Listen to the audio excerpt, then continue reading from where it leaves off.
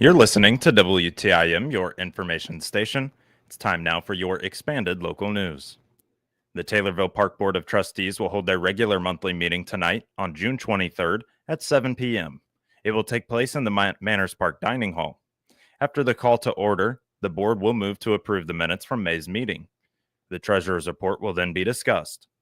In new business, the board will discuss and potentially vote on a contract involving the Lakeshore Golf Course. They will also address an employee incentive or overflow fund. In old business, the board will hear updates on the pool and lead site. They will also hear about the Don Bragg sign and property adjacent to it. As with other park board meetings, the agenda also includes reports from the maintenance superintendent, recreation director, office administrator, and finance committee, as well as approval of payment for bills. The board will then potentially go into an executive session. Stay tuned to Regional Radio News for updates following the conclusion of tonight's meeting.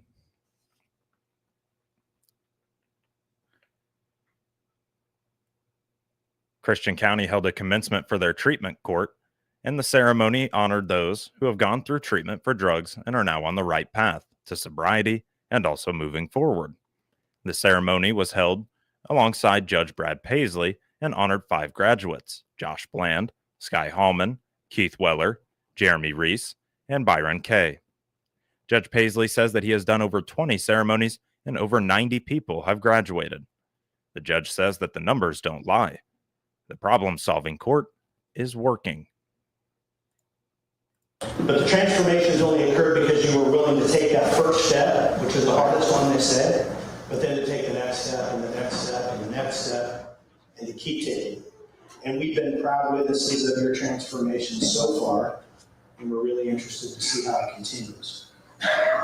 So as we've said, this really is commencement. It's the start. Your transformation will continue only if you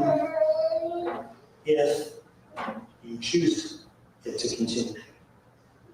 We've helped you learn how to do it, but growth and change won't continue without you consciously choosing the same path that you've chosen every single day. You've been given, I've heard me say this a million times, you've been given the medicine you need for your disease. Now you have to keep taking it. So if we want to continue to transform Christian County, this is how we do it, one person at a time. And we have to work as a community and be committed to doing the work of transformation. I say this to the participants all the time: nobody's coming to your rescue. The government's not going to push a button and fix the problem, and no one person's going to fix the problem either. Judge Paisley says that treatment can't work until you take that first hard step. And from 2019 to 2023, the Taylorville Police Department, I don't have the stats from Chief Bland, who's here from Pana, but 52% reduction in drug arrests. 52% from 2019 to 2023. And I thought, oh yeah, we got COVID, that's fine. And then I looked at the data, and it wasn't COVID and then back upwards. If you look at the graph, it's just gradual descent.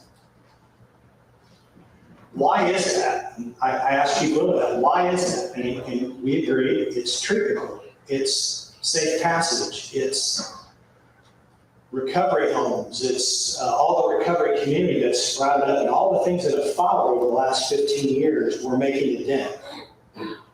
Christian County is different than other counties. I challenge you to find any county in central Illinois that's had 52% reduction in drug arrests. You're not going to find it. It doesn't exist.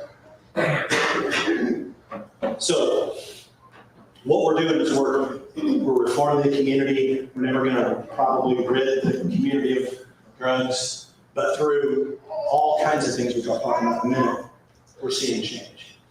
And it does take incarceration for some. There's plenty of people that have sin. It takes treatment for many. And what it really takes is compassion and caring for all. Many of Judge Paisley's team spoke at the event, along with the Christian County Sheriff, Bruce Kettlecamp. If you are interested in safe passage, contact Denise Evans at 217-777-0080 or at 217-638-3247. You can also contact Taylorville Police Chief Dwayne Wheeler at 217-824-2211. Regional Radio News salutes the graduates and wishes them the best moving forward.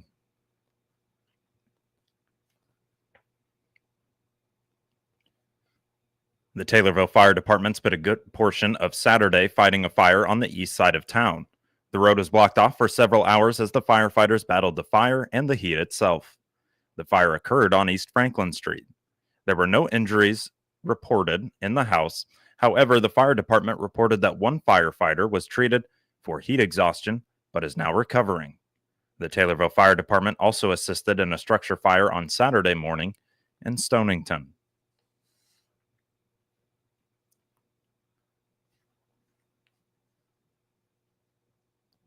Students at Pana Junior High School are getting a unique opportunity to grow their mathematical and critical thinking skills and put them to use. The school's science department has a Lego robot program where students create Lego robots to compete against each other in competitions. The engaging nature of the work has drawn interest from many students, and they learn far more than just coding and engineering. Mark Schmitz, a 7th grade science teacher at PJHS, runs the program.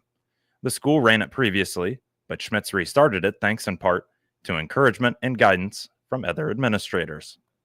It started with just an idea from my principal, Lisa Mayhall, who asked we wanted to do some engineering, coding, maybe robotics. Where could we go with that?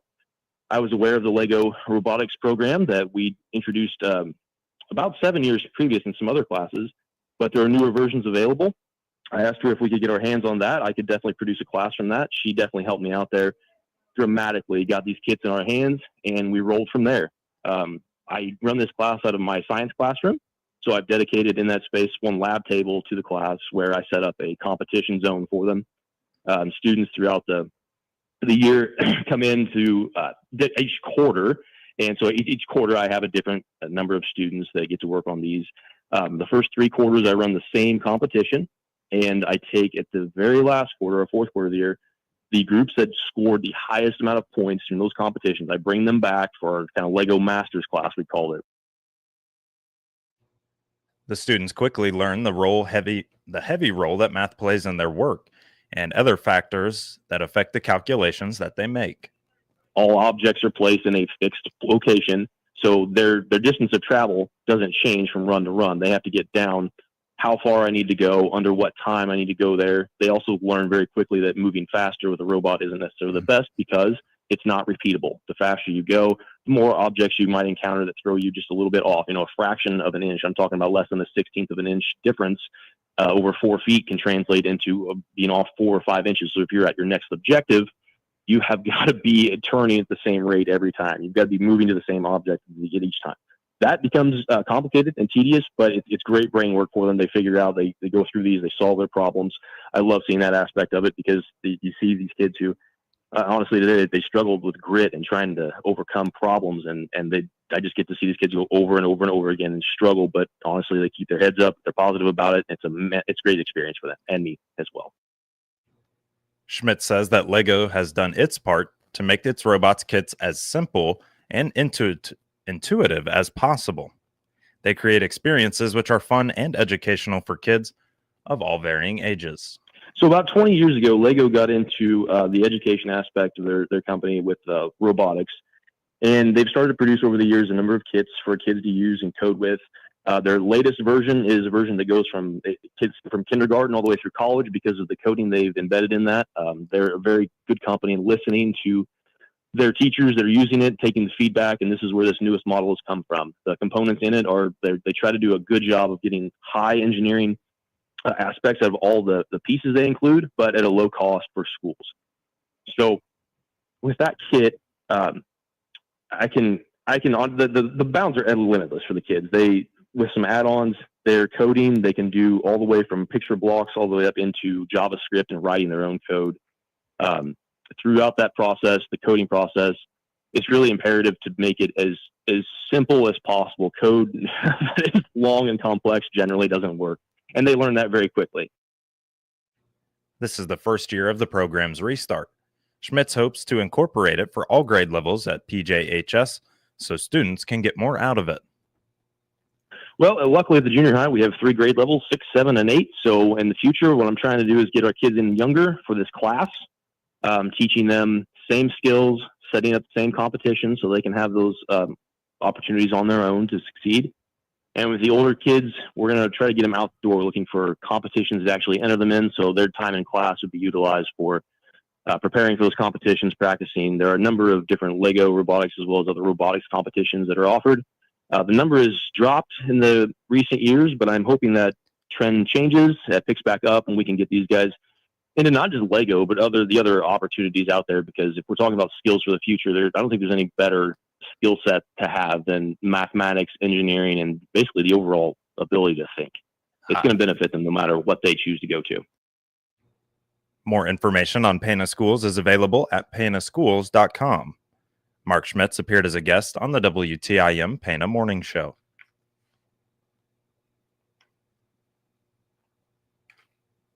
This will conclude the first portion of your expanded local news. It's brought to you by Taylorville Community Credit Union.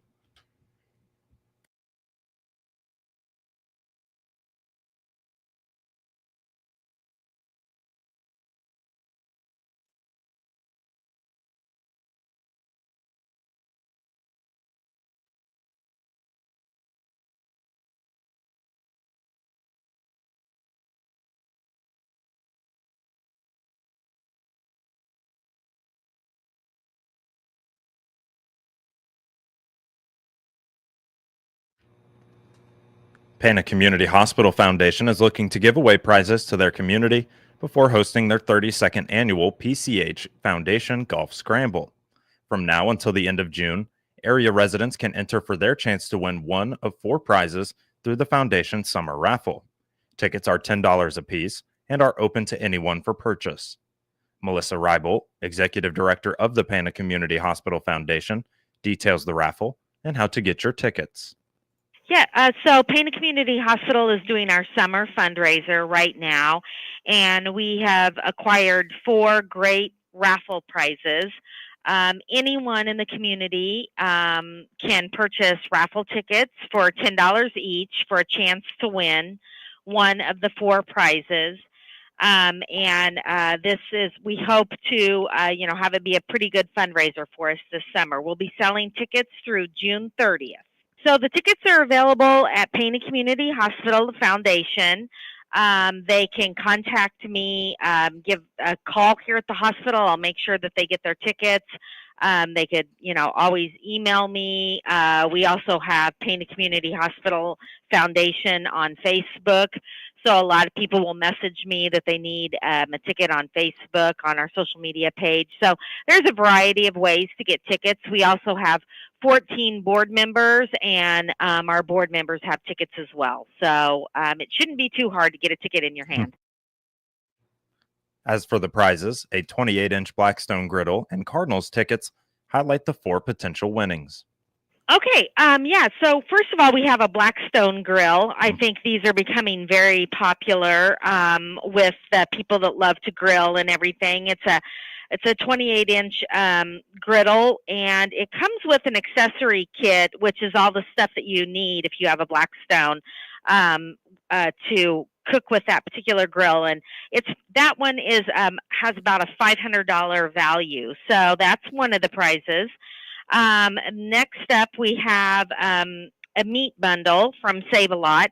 And the thing I like about this is it's basically $150 worth of meat. So the person can pick and choose what type of meat that they want in that meat bundle. And it also comes with a spice rub and a barbecue sauce kit, and that's valued at about $200.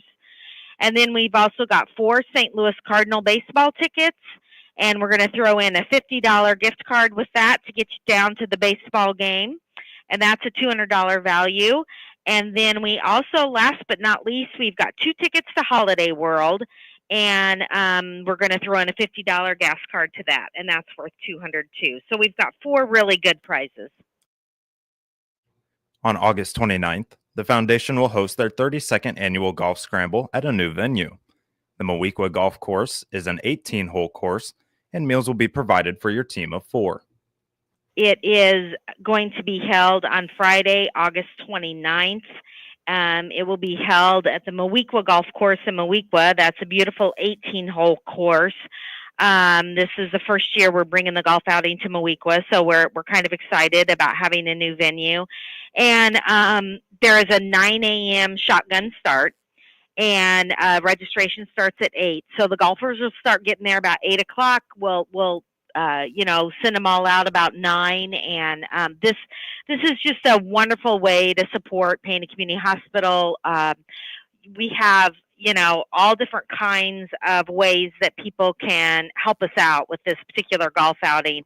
Obviously, the main thing is, getting a team together and coming out for a great day of golf. The other ways that they can help out is becoming a sponsor. We've got a lot of different, ways to sponsor. And with the proceeds that are raised, Pana Community Hospital Foundation plans to put them towards the many renovations that are now nearing completion. We are working on a lot of different projects here at Pana Community Hospital. We're wrapping up renovations to the second floor. We've got a lot of exciting additions to the second floor. We have a new therapy room. We have a new room for our sleep studies. And we added a couple new public restrooms upstairs and everything. So we did a lot of much needed renovations on the second floor. So a lot of the proceeds from that is going to help fund that. And we've got a lot more things coming up on the horizon that we want to be able to do. Pave some parking lots, and we're working on a new clinic in Nokomis. So every dime and every penny that we get is going to go to something here at Pana Community Hospital to help us grow and provide better health care. Find out more on the Pana Community Hospital Foundation at panahospital.com. Melissa Reibold appeared as a guest on the WTIM Pana Morning Show.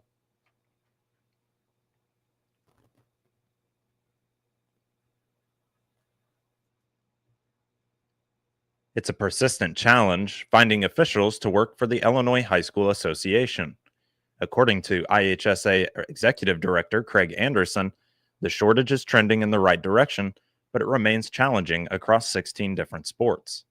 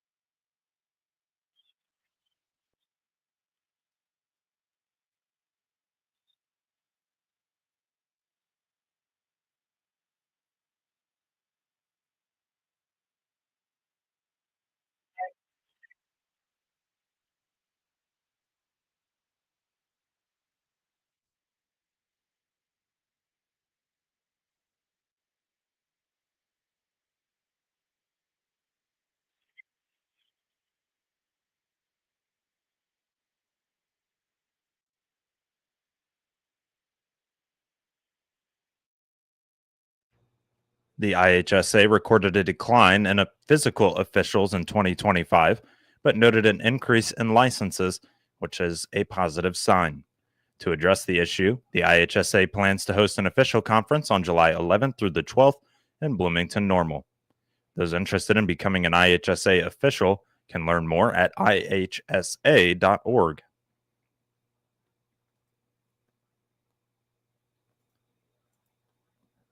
The second portion of your expanded local news, it's brought to you by CNB Bank and Trust.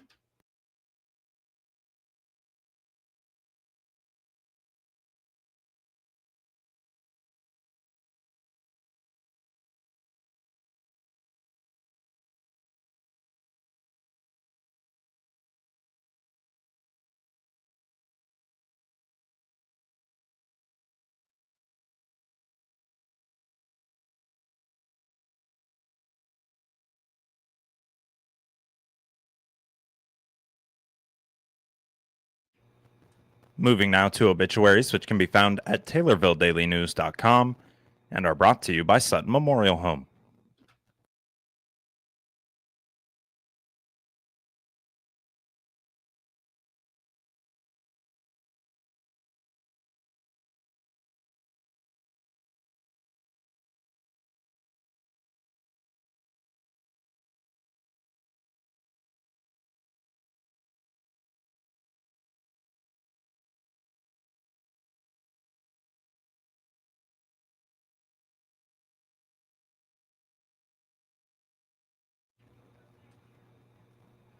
Currently, there are no obituaries to inform you of. Find existing obituaries at TaylorvilleDailyNews.com. Taking a look at the weather following a extremely hot weekend here in central Illinois as summer officially gets its start. Currently, it is 77 degrees and a heat advisory is running now until 7 p.m. on Thursday. Expect a 94-degree high today, sunny, and tonight partly cloudy, a low of 73. As for Tuesday, just a 20% chance of showers and thunderstorms after 1 p.m. It'll be partly sunny with a high near 91. Tuesday night, again, clouds roll in and the low drops to 74. Wednesday, now set at a 30% chance of showers and thunderstorms after 1 p.m. It'll be 91 degrees. And for Wednesday night, mostly clear, a low of 74. Thursday, again, 92. This time, no chance for rain. Thursday night is another low of 74. So through this week, 90-degree highs, roughly 74-degree lows in the evening or early morning hours. That's a look at your expanded local news here on WTIM, your information station. More available at TaylorvilleDailyNews.com.